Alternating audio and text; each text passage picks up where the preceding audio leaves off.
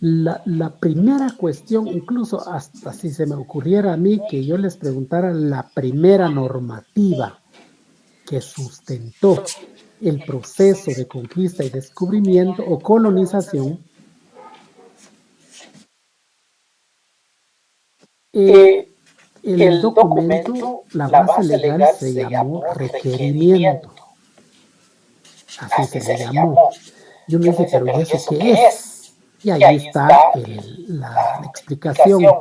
Es un documento real, es decir, emitido por la corona directamente, que debía ser leído a viva voz. Estoy leyendo aquí, ahora sí tengo que leer esto porque creo que es relevante. A viva voz por los conquistadores a grupo, asambleas o autoridades, y si quieren, al pueblo en general, para exigirles. Ojo, la ley dice, se les exige y se les advierte su sometimiento a los reyes españoles y la iglesia. Dos actores claves.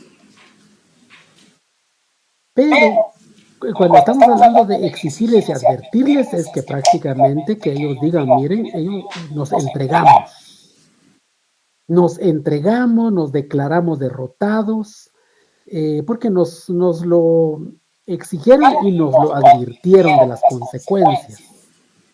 Pero por supuesto eso no pasó. Y un elemento quizás importante, bueno, quito lo quizás porque es clave, es esto. El documento, estos famosos requerimientos, en la mayoría de casos fueron leídos en español. Incluso en latín, y hay evidencias claras.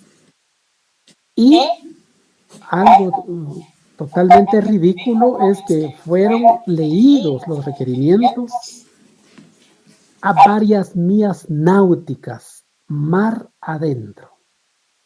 Es decir, más o menos como las leyes en Guatemala, ¿verdad? Que algunas son una especie de burla porque dice bien, pero no se cumple.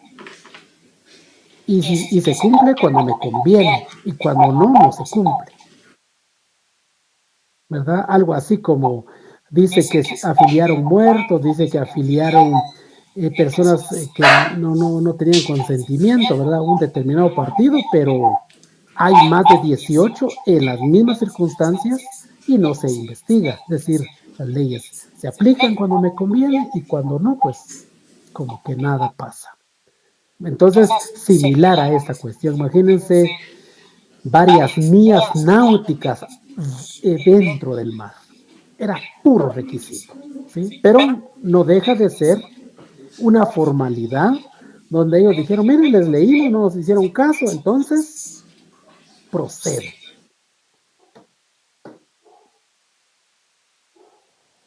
La entrada de los españoles se considera que fue por el lado mexicano, por la parte occidente de nuestro país, y este fue clave el apoyo de este señor que ahí está sus apellidos.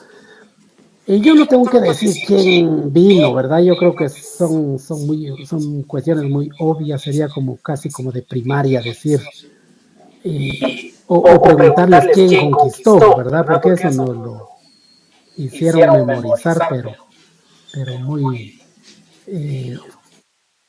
forzado, diría yo, en todo nuestro proceso de educación.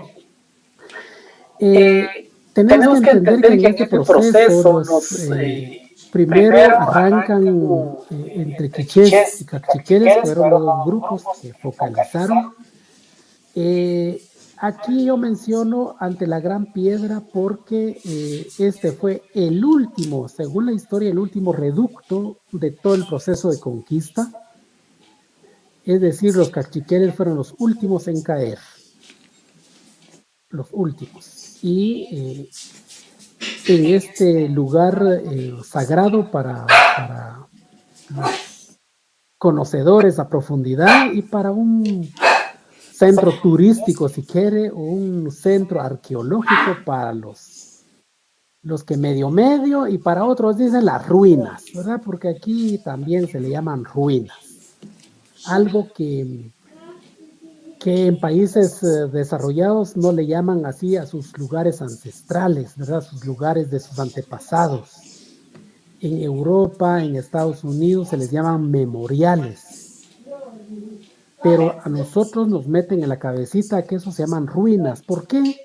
Porque el quien escribe la historia es el quien conquistó, es el quien dominó, es el que impone. Entonces, obviamente, quiere ver al otro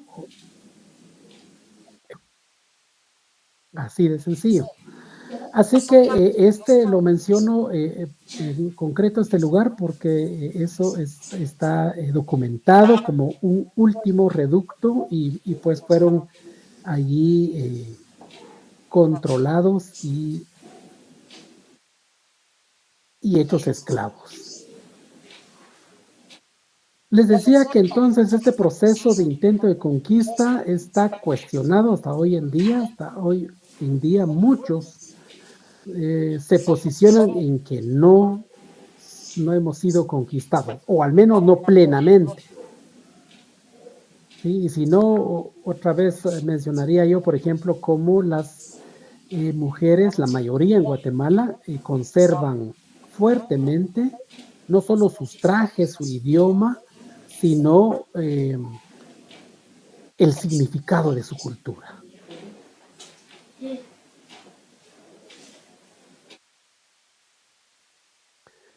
Muy bien, ahí está la fecha. Este es una fecha que para muchos, más allá de llamarle conquista, descubrimiento o colonización, se posiciona como una fecha de resistencia ante la invasión colonial. Es decir, no les fue fácil. Y ahí están los nombres de los reyes en el área Cachiquel, por ejemplo, en Xichén. Ahí también podemos ver con los quichés, ¿verdad? En Gumarcaj. También ahí están los últimos. La mayoría de estos reyes fueron quemados vivos, colgados o quemados vivos ante su pueblo, como la mejor manera de tener control sobre los demás. O en Saculeu, por ejemplo, cuando mencionamos a Caibilbala. Todo esto pues nos llevaría un montón de tiempo profundizar. Yo nada más mencionar algunos nombres porque es más fácil que se nos quede los nombres de los conquistadores que los que ofrendaron su vida por defender esas tierras. ¿Sí? O sea, para que usted revise ahí su conocimiento. Imagínense que en un examen yo le diga anote los caciques en el proceso de conquista. Usted tendría que escribir con soltura estas palabras que están aquí, ¿verdad? Pero le voy a dar una buena noticia. Yo no hago esas preguntas porque pues tampoco vamos a caer en que digamos a llegar a ese nivel de profundidad, ¿verdad? Pero yo le llamo la atención para decir se nos ha quedado más nombres de los que nos hicieron daño, por decirlo de alguna manera. Me refiero pues a nuestros ancestros, que a recordar nuestros ancestros y tenerlos presentes. Algo que lo tiene muy, muy claro México, por ejemplo. En México hay Guantemoc, por ejemplo, ¿verdad? Por decir un nombre, ¿verdad? Es un nombre en la actualidad que se usa con orgullo. Y el que lo usa es porque sabe lo que significó, etc. Muy bien.